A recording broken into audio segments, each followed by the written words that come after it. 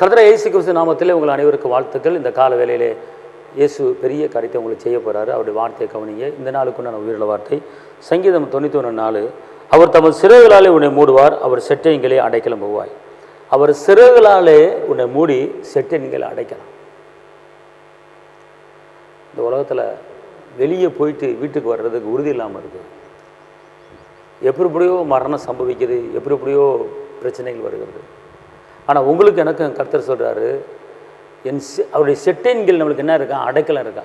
அவர் சொல்கிறார், பார்த்துக்கொள்ளுங்க, தமது சிறகுகளாலே உன்னை மூடி அவர் செட்டைன்களை அடைக்கலம்.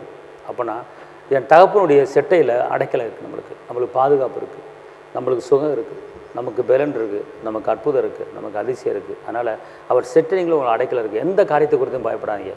உங்களுக்கு அடைக்கலம் இயேசு தான், உங்களுக்கு பாதுகாப்பு இயேசு தான், உங்களுக்கு வழி அவர் தான் வழியும், அவர் தான் சத்தியமும், அவர் தான் ஜீவன். அவர் இல்லாமல் பரலோகத்துக்கு போக முடியாது. அதனால் வழிகாட்டி இயேசு நம்மளுக்கு இருக்கிறாருங்க. நம்மளுக்கு பாதுகாப்பு இருக்கார். ஏன் பயப்படுறீங்க? ஏன் கலங்குறீங்க? ஏன் தேய்க்கிறீங்க? பெண் பிள்ளையை வச்சுட்டு எப்படி நான் திருமணம் முடிச்சு கொடுப்பேன், என்னால் சமாளிக்க முடியுமா அப்படின்னு கலங்குறீங்களா? கவலைப்படாதீங்க. கர்த்தர் மேலே பாரத்தை வச்சுருங்க.